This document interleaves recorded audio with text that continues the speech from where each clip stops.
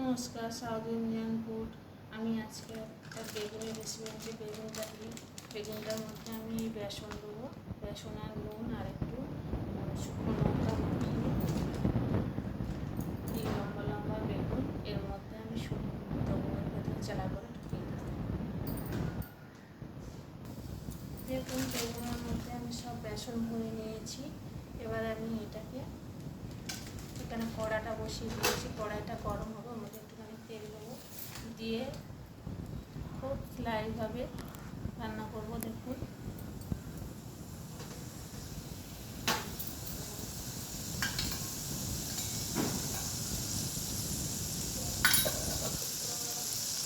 খুব হেলদি খাবার। এতে কোনো মশলা নেই, শুধু এটা লঙ্কা, একটু লঙ্কা গুঁড়ো, একটু নুন আর বেসন, এই দিয়ে রেসিপিটা বানাবো।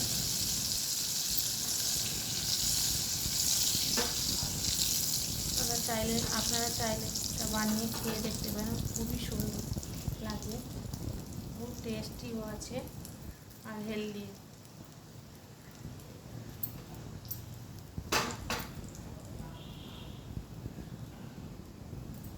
দেখুন, আমি বেগুনগুলো সব এক একটা করে দিয়ে দিই।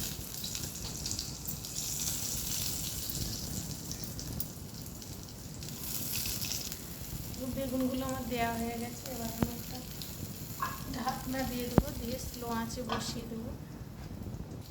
দেখুন, বেগুনটাকে আমি এবারে আস্তে আস্তে নেড়ে নেবো।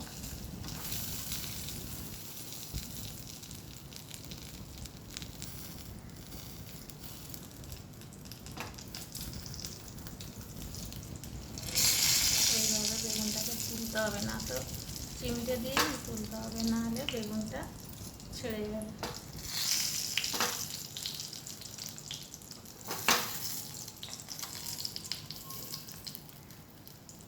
দেখুন,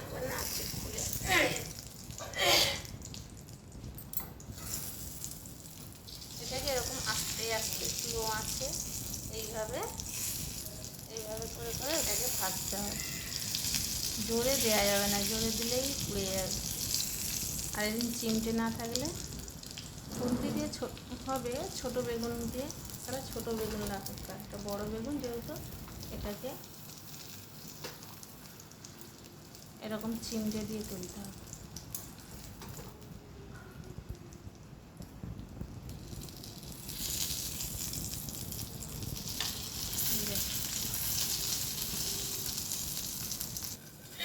দেখুন, আবার খুলে আবার নাচতে হবে। দেখুন, আর যাচ্ছে না, সরু সরু বেগুন তো একদম মোটা শুধু থাকবে। এই দেখুন,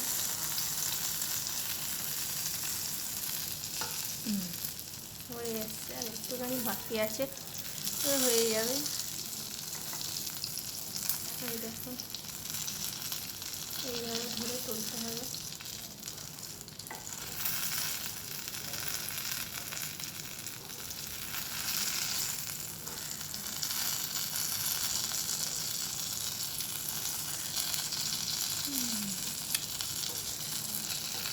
এইভাবে বেগুনটা বানানো কত সুন্দর লাগছে।